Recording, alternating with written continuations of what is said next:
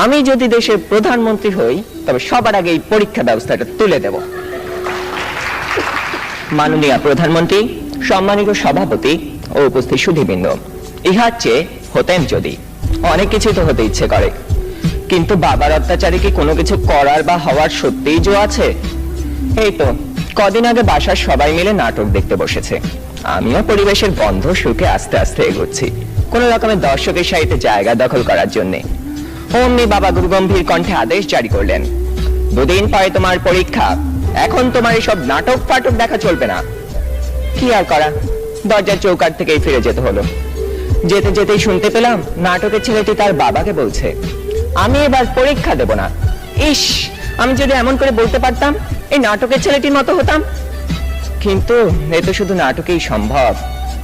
আবার স্কুলের কথাই ধরুন না কেন, সব সময় পরীক্ষা লেগেই আছে। ক্লাস টেস্ট, সাপ্তাহিক, মাসিক, টার্ম, এবং আমাদের স্কুলে আরো একটি পরীক্ষা আছে, পপ টেস্ট। অর্থাৎ বলা নেই কওয়া নেই, স্যার ম্যাডাম ক্লাসে এসে দুম করে বললেন, তোমাদের পরীক্ষা নেব। কি জ্বালা, এমনিতেই পরীক্ষার ভয় বাঁচি না, তা আবার এই পপ টেস্টের ভয় রাত দিন কাঁটা হয়ে থাকতে হয়। জনান্তিকে বলে রাখি, আমি যদি দেশের প্রধানমন্ত্রী হই তবে সবার আগে এই পরীক্ষা ব্যবস্থাটা তুলে দেব। এরই মধ্যে একজন বন্ধু ইশারা করলো, এনেছি। বুঝতে পারলাম গতকাল তাকে হুমায়ুন আহমেদের বোতল ভূত বইটা আনতে বলেছিলাম। কোন রকমে পরীক্ষা শেষ করে উঠে গেলাম লাস্ট বেঞ্চে, দুজনে মিলে মজা করে পড়তে শুরু করে দিলাম। গল্পে আছে হুমায়ুন ভূত পুষে, তা আবার বোতলে করে পকেটে রাখে, সে ভূতের খাবার চাঁদের আলো।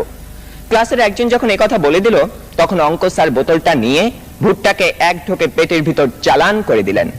অমনি স্যারের পেটের ভিতর গুড়গুড় শব্দ উঠতে শুরু করলো, আর তিনি হেঁচকি তুলতে লাগলেন। দম ফাটিয়ে হাসতে যাব, হঠাৎ কানে টান পড়তেই শটান দাঁড়িয়ে গেলাম। বইটা পড়তে পড়তে টেরই পাইনি কখন ইংরেজি ম্যাডাম চলে গেছেন আর এসেছেন জমদূত প্রায় আমাদের অঙ্ক স্যার। বইটা নিয়ে গেলেন হেড স্যারকে জমা দেবেন বলে। তার মানে আরো এক দফা শাস্তি। আপনারাই বলুন, এত শাসনের মধ্যে স্বাধীনভাবে কোনো কিছু করার উপায় নেই তো হওয়ার উপায় আছে? ধন্যবাদ সবাইকে।